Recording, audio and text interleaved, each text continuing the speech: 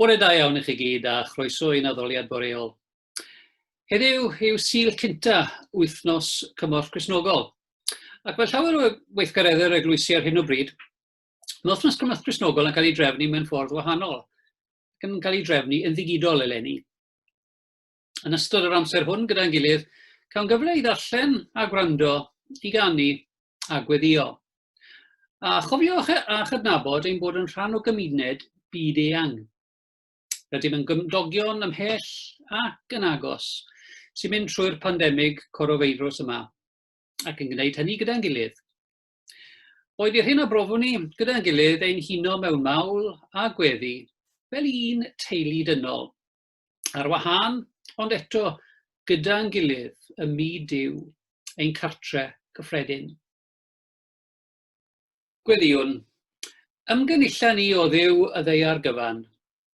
Bydd gyda ni nawr ym mhob un o'n cartrefi wrth i ni gysylltu â'n gilydd. Adeilada ni yn di-ysbrydol, yn offeriadaeth sanctaidd, yn cynnig aberth mawr derbyniol i ti, trwy Iesu Grist ein harglwydd atgyfodedig a'n iachawdwr. Amen. Efallai bod hi'n rhyfedd canu'r geiriau Deiwn yn llon at orsedd Duw, mewn cyfnod lle nad ydym yn cael ein dod gyda'n gilydd i'r eglwys. Ond ar yr adeg hon, yn fwy o bosib nag unrhyw adeg arall, i ni'n cael ein atgoffa nad adeilad i'r eglwys, ond pobl. Y Pedr yn ei lythyr yn ein galw yn feini sanctaidd, ac yn ein cael ein hadeiladu yn un tŷ ysbrydol, lle mae cariad yn trigo, ac yn cael ei fyw trwy ein bywydau bob dydd. Gadewch i ni ganu emyn. Deiwn yn llon at orsedd Duw, rhif 9 ar y dôn Warrington yn ein llyfr Caneuon Ffydd.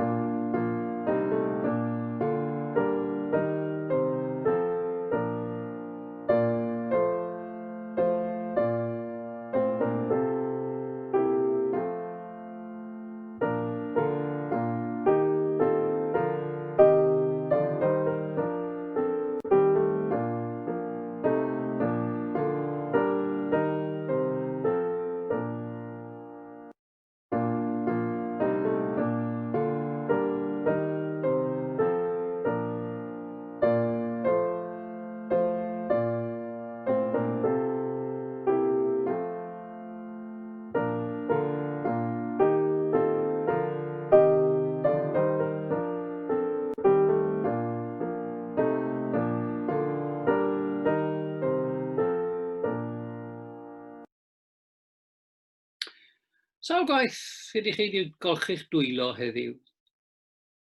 Dyn ni'n dod â'n gweddiau o gyffes heddiw, gan gofio pwysigrwydd defodol golchi dwylo yn y Beibl. Yn yr ysgrythurau, mae'r weithred o olchi dwylo yn cael ei gyplysu'n aml gyda diniweidrwydd ac ymolchi o bechod. Gweddiwn, wrth i ni agor y tap, agoron ni'n calonnau i ti o arglwydd. wrth i ni wlychu ein dwylo, adnewydda ein meddyliau, mwyn i ni gael ein traws newid. Wrth i ni fwytho'r sebon rhwng ein bysedd, a thros ein dwylo. Golch ni rhag popeth all ein niweidio, a niweidio pobl eraill. Symud ymaith yr eogrwydd, cudd a'r cywilydd, sydd mor aml yn ei gwahanu ni oddi wrth y ti. Ac wrth i ni rinsio ein dwylo, ymddiriedwn yn dy ras di sy'n gorlifo ac yn gwneud pob peth yn newydd. Amen. Daw'r darlleniad cyntaf bore yma o lyfr y Salmau, Salm 31. Yno ti, arglwydd, y ceisiais loches, na fydded cywilydd arnaf byth. Achub fi yn dy gyfiawnder, tro dy glust ataf, a brysia i'm gwaredu. Bydd i'm un graig noddfa, yn amddiffynfa i'm cadw. Rwy ti'n graig ac yn amddiffynfa i mi. Mwyn dy enw, arwain a thywys fi. Tyn fi o'r rhwyd a guddiwyd ar fy nghyfer, oherwydd ti yw fy noddfa. Cyflwyna fy ysbryd i thlaw di. Gwaredaist fi, arglwydd, y Duw ffyddlon. Wyt yn casáu'r rhai sydd yn glynu wrth wag o fered, ond ymddirieda fi yn yr arglwydd. Llawen uchaf ac orfoleddaf yn dy ffyddlondeb, oherwydd i ti edrych ar fy adfyd a rhoi sylw i mi yn fy nghyfyngder. Ni roddais fi yn llaw fy ngelyn, ond gosodais yn rhaid mewn lle agored. Bydd drigarog wrthyf arglwydd oherwydd y mae'n gyfing arnaf. Y mae fy llygaid yn pylu gan ofid. Fy enaid am corff hefyd. Y mae fy mywyd yn darfod gan dristwch. Am blynyddoedd gan gwynfan. Fe sicr fy ners gan drallod. Ac y mae fy esgyrn yn darfod. Dim holl elynion yr oedd yn ddirmeg. Dim cyndogion yn watwar. Ac i'm cyfeillion yn arswyd. Y mae rhai sydd yn fy ngweld yr ystryd yn ffoi oddi wrthyf. Anghofiwyd fi fel un marw wedi mynd dros gof. Yr oedd fel llester wedi torri. Oherwydd clywaf lawer yn sibrwd. Y mae dychryn o bob tŷ.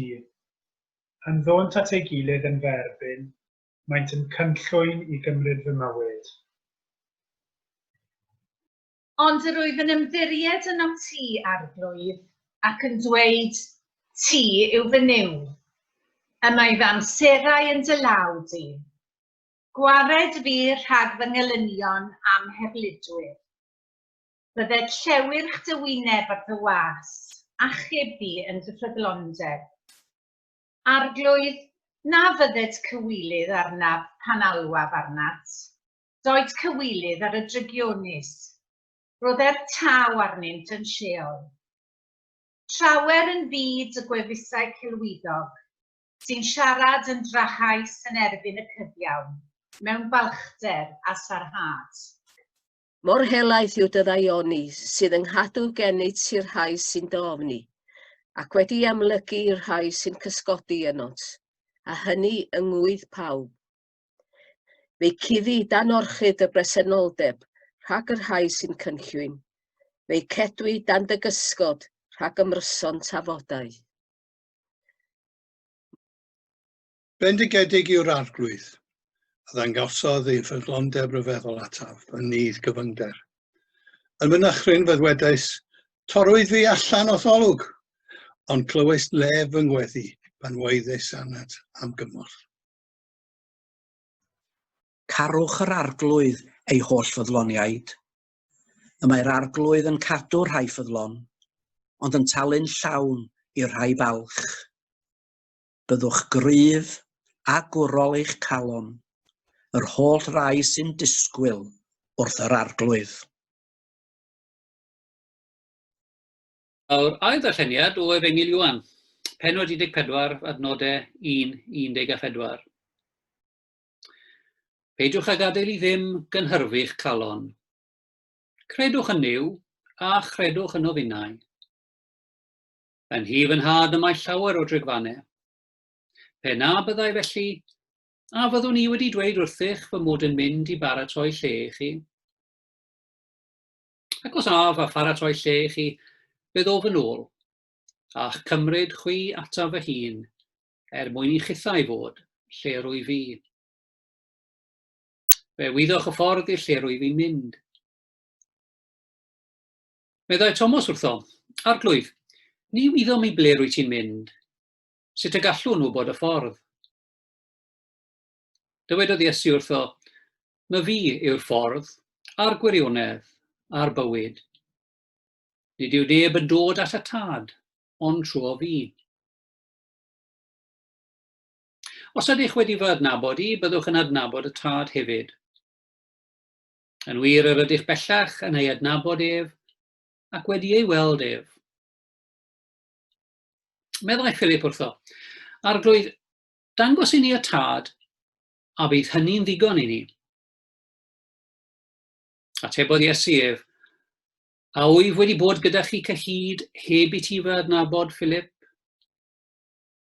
Mae'r sawl sydd wedi fy ngweld I, wedi gweld y tad.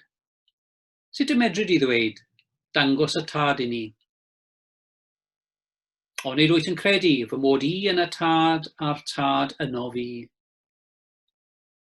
Y geiriau rwy fi'n ei dweud wrthych, nid ohono fy hun rwy fi'n ei llefaru. Y tad sy'n aros yno fi sydd yn gwneud ei weithredoedd ei hun. Credwch fi pan ddyweda fy mod I yn y tad a'r tad yno fi. Neu ynte credwch ar sail y gweithredoedd ei hunain. Yn wir rwy'n dweud wrthych, bydd pwy bynnag sy'n credu yno fi, hefyd yn gwneud y gweithredoedd rwy fi'n ei gwneud. Yn wir, bydd yn gwneud rhai mwy na rheini, oherwydd fy mod I yn mynd at y tad. Beth bynnag ofynnwch yn fy enw I fe'i gnaf, mwyn i'r tad gael ei ogoneddu yn y mab. Os gofynnwch unrhyw beth I mi yn fy enw I fe'i gnaf.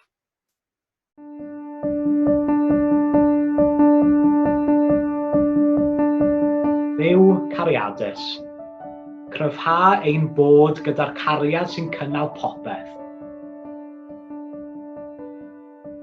Hyd yn oed pwysau'r pandemig hwn, hyd yn oed y chwilio manwl am symptomau a'r disgwyl hir iddynt fynteifio.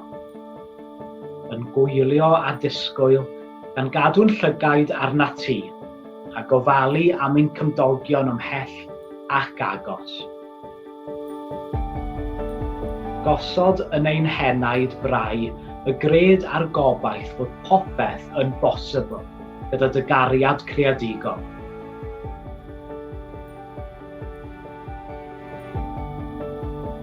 Y gall dieithriaid ddod yn ffrindiau. Y gall gwyddoniaeth ganfod yr atebion. Y gall adnoddau gael eu rhannu'n de. Fel bod pawb ym mhobman yn cael yr hyn sydd ei angen. A bod y gariad na wyr ddim am ffiniau yn bwrw allan pob ofn a hunanoldeb sy'n rhannu. Byddedith gariad sydd byth yn darfod ein cysuro, ein nerthu a'n harwain llys pawb ac gogoniant I ddim. Amen.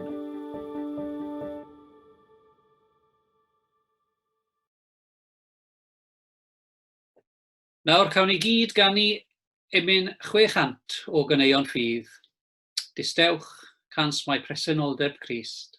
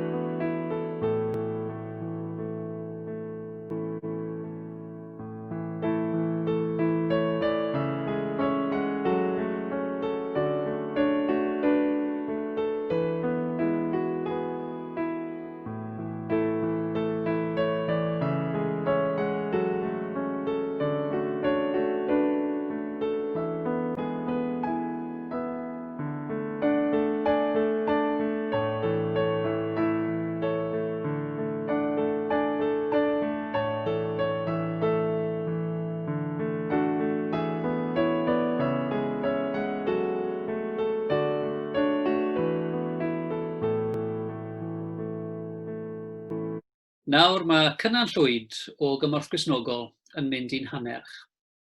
Daw darlleniad bore yma o Salm 31, a fyddai'n darllen adnodau 1 i 5, yna 15 i 16. Dwi'n troi ata ti am loches o arglwydd. Paid gadael i mi gael fy siomi. Rwy ti'n gyfiawn, felly achub fi.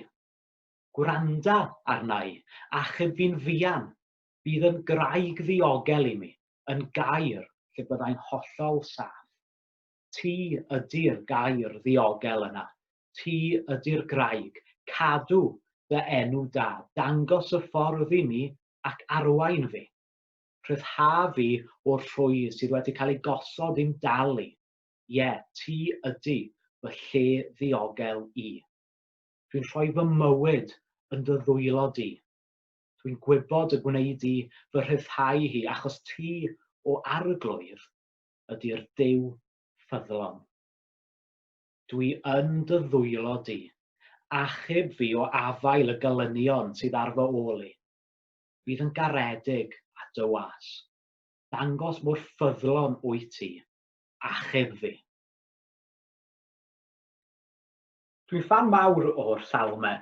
Maen nhw'n onest, maen nhw'n greadigol, maen nhw'n ddyrchafol, maen nhw'n llawn angst, yn llawn mawl, yn llawn diolchgarwch, yn llawn emosiwn, yn cynnwys holl deimladau y natur ddynol. A daw'r salmau hyd yn oed yn fwy perthnasol, dwi'n meddwl, yn ystod y cyfnod yma, pryd ni gyd yn delio gyda'r pandemig, y coronavirus. A mae'n werth i chi ddarllen Salm 31 ar ei hyd, ddim jyst yr adnodau y ddarllenau sy'n gynnau. Dyw'r cyd-destun ysgrifennwyd y salm ynddi, dyw ddim yr un peth a'n cyd-destun ni heddi, ond eto gyd mae yn cyfleu teimladau gonest o alar a gofid y mae nifer ohono ni yn ei teimlo ar hyn o bryd. Mae adnodd 24 ei hun yn un y gallwn ni fyfyrio drosti wrth i'n ddisgwyl ar yr arglwydd am nerth a dewrder byddai fer arall yn anodd i ni ei profi. Byddwch yn ddewr a hyderus, chi sy'n credu y bydd yr arglwydd yn eich ateb chi. Mae'r salmydd yn gweddio.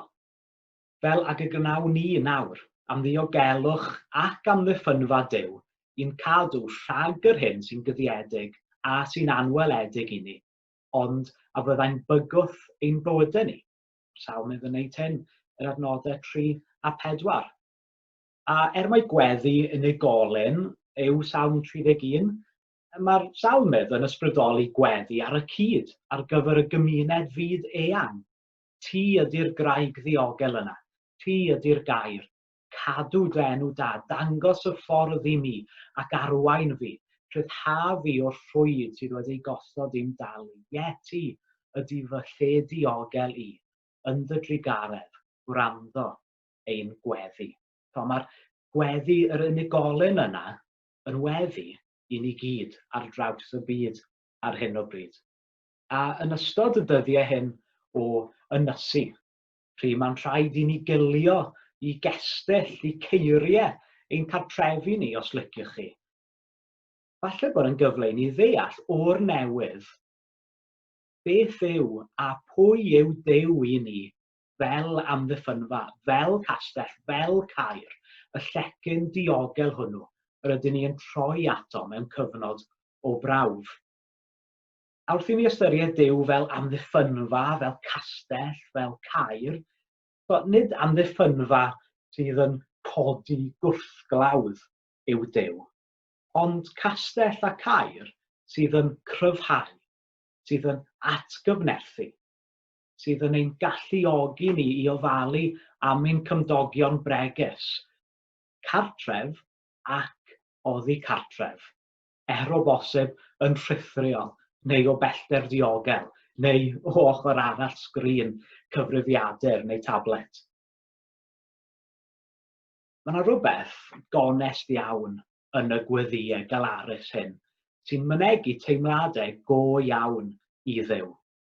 A mae hyn yn dangos i ni, yn ydy, bod Duw wir a diddordeb yn ein teimladau, yn ein emosiwn, pan mae pethau'n gret ac yn dda, ond hefyd yn benodol fan hyn, pan ni'n dioddau.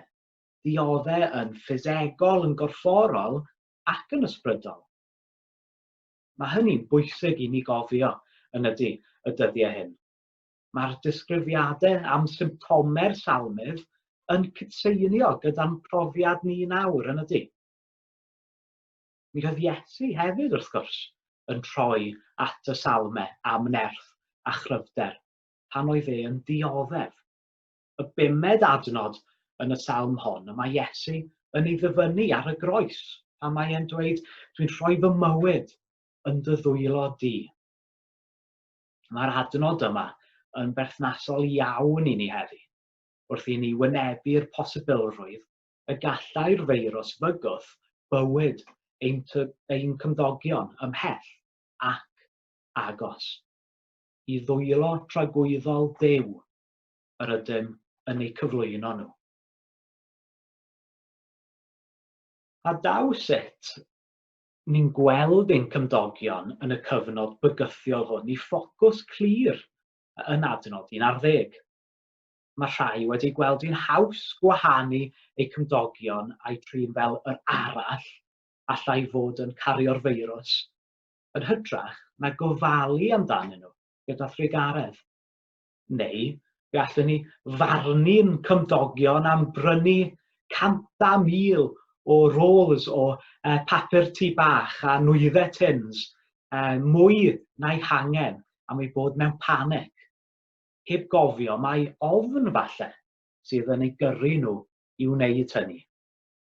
Mae ofn eraill wedi golygu ein bod wedi cau rhai allan o'n trigaredd a'n cymuned, neu hyd yn oed ein cau ein hunan oddi wrthyn nhw, am ein bod ni ofn teulu y feirws. Ond eto, mae sut i fod yn gymdogion da yn greiddiol i wythnos Cymorth Cristnogol.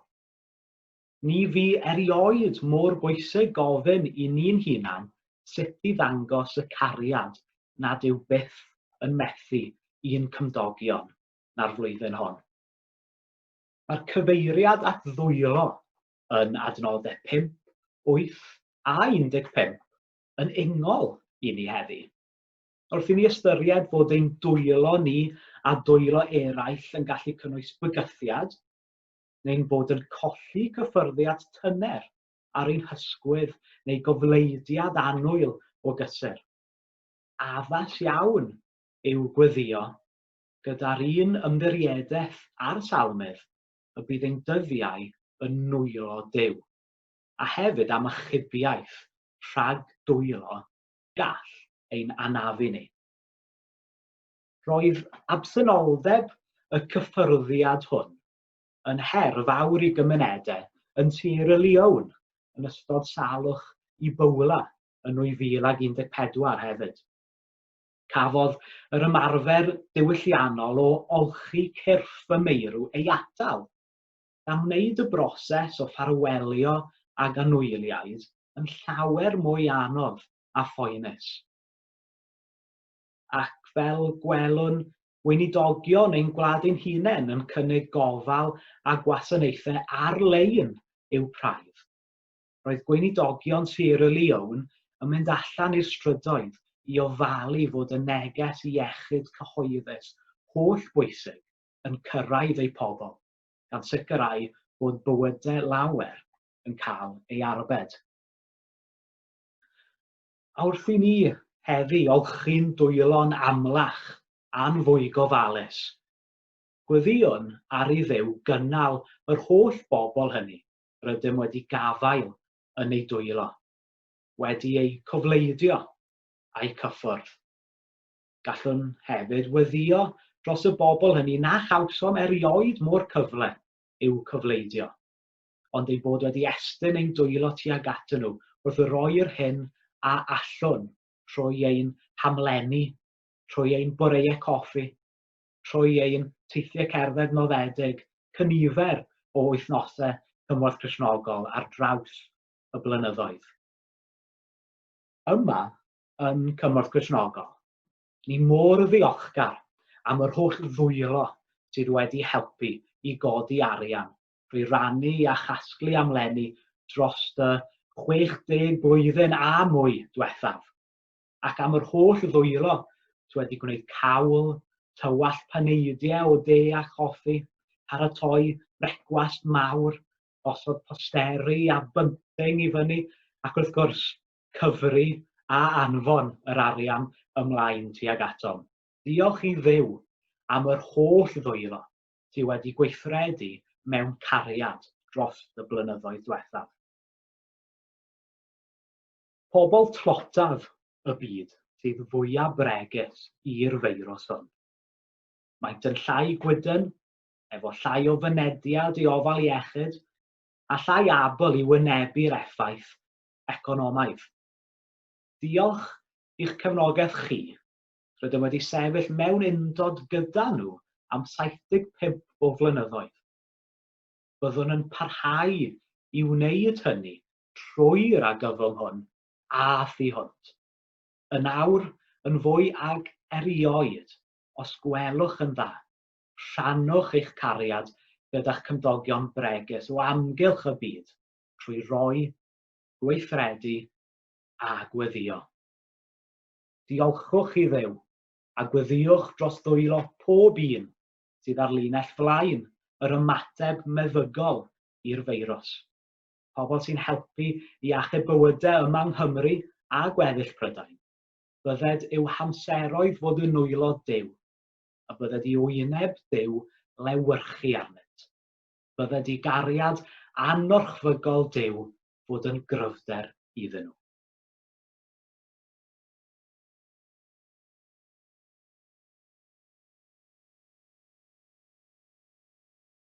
Cawr yn awr ddehongliad côr Eceffin o weddi'r arglwydd mewn Swahili, Baba Yetu.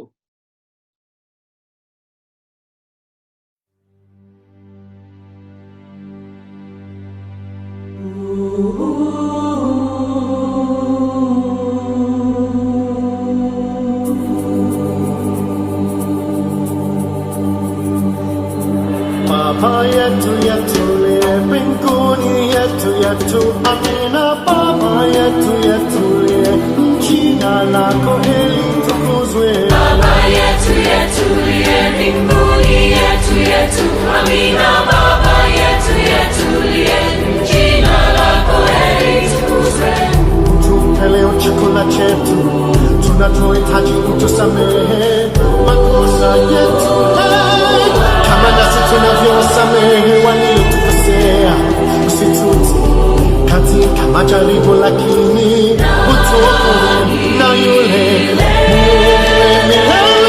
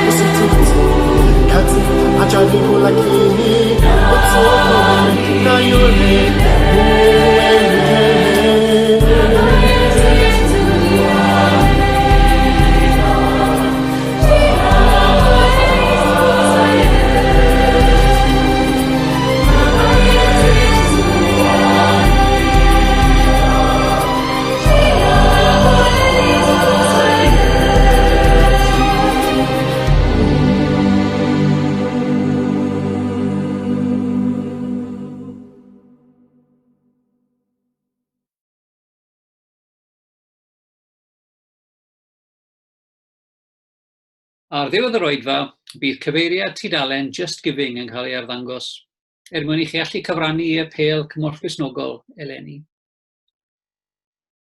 Wel, beth amdani felly? Wythnos Cymorth Cristnogol eleni, beth am droi ein dwylo at y gwaith, unwaith yn rhagor dros ein brodyr anchwiorydd tlotaf yn y byd. Na, dyw i ddim yn wythnos Cymorth Cristnogol arferol, ond mae yna dal gyfle i chi roi a chymryd rhan eleni ar-lein ac yn ddigidol. Beth am ymuno â ni nos Iau am gwiz Cymraeg cenedlaethol ar Facebook. Dewch, cyfrannwch a mwynhewch. Mae'n cychwyn toc wedi 8 o'r gloch ar ôl i ni gyd fod mas yn clapio staff yr NHS. Beth am wylio fideos defosiynol dyddiol bydd yn cael ei rhyddhau ar ein gwefannau cymdeithasol ni, i'ch ysbrydoli chi ac i ffocysu ein meddyliau ni yn ddyddiol ar yr angen. A beth am roi, wrth gwrs, mae yna gyfle i wneud hynny ar-lein. Gall 30 pint, enghraifft, prynu kit hylendid i deulu yn Myanmar. Gall eich rhodd fynd tuag at adeiladu gorsafoedd golchi dwylo yng ngwersyll fwyduriaid o Rohingya yn Cox's Bazar ym Bangladesh. Gall eich rhodd helpu Cymorth Cristnogol a partneriaid rannu gwybodaeth pwysig a chywir mewn gwledydd fel Afghanistan. Gall eich heilioni chi eleni achub bywydau yn Malawi, ble mae yna 1 gwely gofal dwys i bob miliwn. Neu yn Sierra Leone, ble nad oes gwely gofal dwys yn y wlad i gyd. Gall eich heilioni chi eleni achub bywydau yn Mali, ble mae yna 1 ventilator yn y wlad i gyd. Beth amdani te? Beth am troi ein dwylo at y gwaith eto eleni, a datgan mewn gair a gweithred, mae cariad sydd yn ein uno ni i gyd. A gofynnwn am fendith Duw, gwyddiwn. Wrth i ni fynd yn ôl i'r byd go iawn, a golchi'n dwylo eto, gadewch i ni rannu'r fendith gyda'n gilydd. Boed i bresenoldeb y crewr eich adfywio, boed i gysur y mab eich adnewyddu, boed i ysbrydoliaeth yr ysbryd eich adfer i fod yn gariad ar waith, hyd yn oed o bell, yn ein cymdogaeth ymhell ac agos, y dydd hwn ac am byth. A gras ein harglwydd Iesu Grist, a chariad Duw, a chymdeithas yr ysbryd glân, bydd y gyda ni oll, o'r awr hon hyd byth. Amen.